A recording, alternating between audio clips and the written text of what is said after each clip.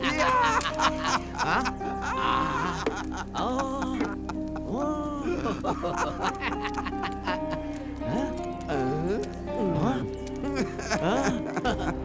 No? Orang yang aku lihat benar di hadapanku? Wih, ini sungguh luar biasa.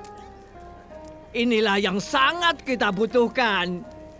Sebuah bahtera besar yang terletak di belakang rumah kita. Yang berjarak 5 kilometer dari air. Baguslah. Fasam sahabatku, kau muncul di waktu yang tidak tepat. La. No, sungguh aku tidak bermaksud tidak menghormatimu. Tetapi anggur lagi. Tidak. Apa kau bilang, ha? Jangan macam-macam ya. Jaga ucapanmu. Pergi sana pemabuk. Tenang. Bukankah ini sesuatu yang menarik? Sabar, Bintai, tahan. Dengarkan. Kalian jangan membuatnya marah, sebab hal itu akan membuat dia akan datang kembali pada tengah malam yang gelap. Dia akan membunuh kalian hanya untuk kesenangan belaka. Bintai, maafkan aku. Anak-anakku lelah habis bekerja keras. Wah, akan kurobek-robek kerongkonganmu. Kamu hanya bisa ngomong besar. Kurang Gila. ajar. Pergi sana. Pergi. Pengecut. Bintai, Ayo cepat pergi dari sini. Ayo. tahan. Jika kamu tidak mau diam, aku akan membunuhmu sekarang juga. Cukup. Tolong hentikan. Fasam, bawalah temanmu pergi dari sini. Dan aku akan menyambutmu malam ini. Ayo, Fasam. Kita pergi dari sini. Kita bersenang-senang ke tempat pelacuran yang sedang menunggu kita.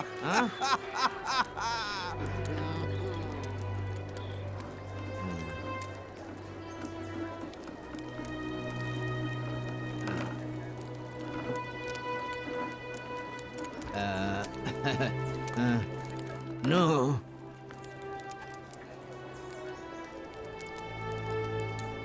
Sahabatku, maafkan aku. Ini hanya pengaruh anggur. Aku memakluminya, Fasam.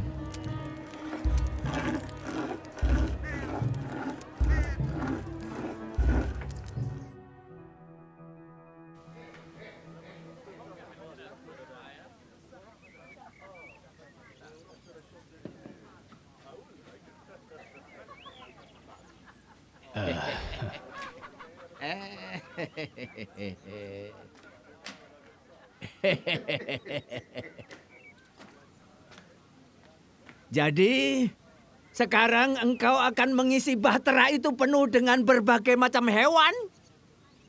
Begitulah rencana Allah. Lalu, kira-kira seberapa banyakkah orang yang akan memadati bahtera yang besar itu? Sejauh ini, hanyalah istriku kemudian ketiga anakku. Mudah-mudahan ketiga mantu perempuanku. Ya, aku pun berharap demikian.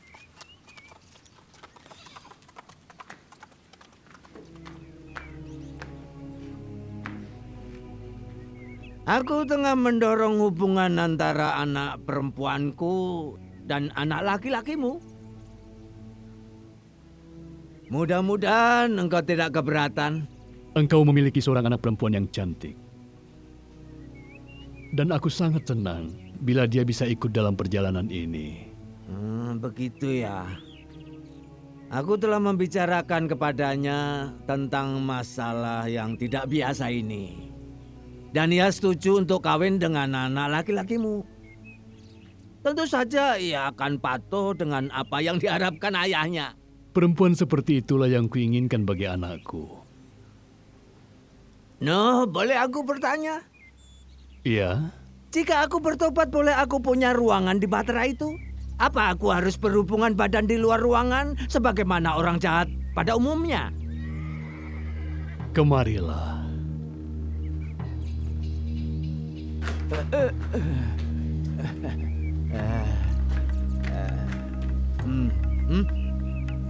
Mau bertobat?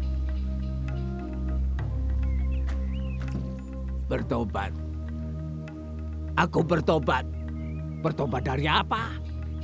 Fasam, engkau sahabatku. Aku sedih untuk meninggalkanmu. Bertobat adalah sesuatu yang terjadi antara engkau dan Allah. Aku tidak tahu apa maksud kata-katamu itu.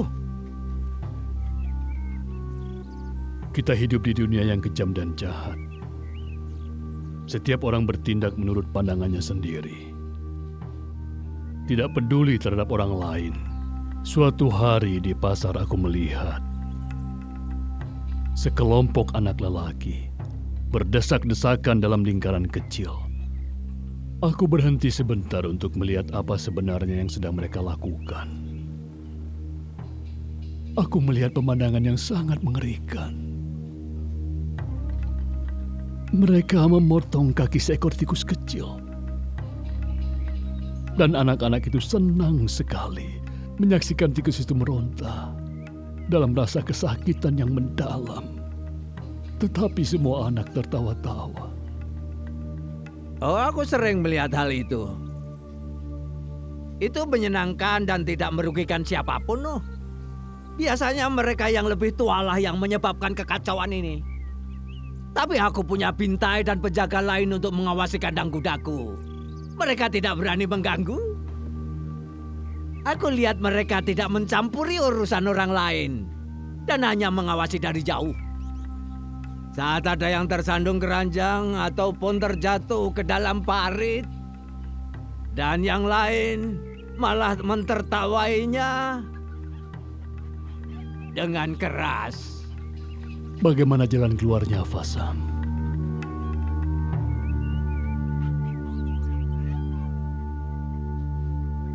Lalu menurutmu, apakah air bah itu akan menghapuskan semua kemerosotan moral ini?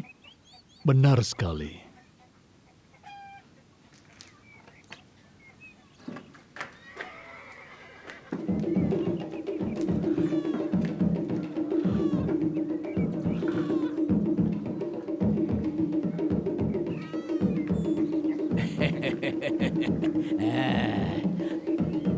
Ayolah, Fasam.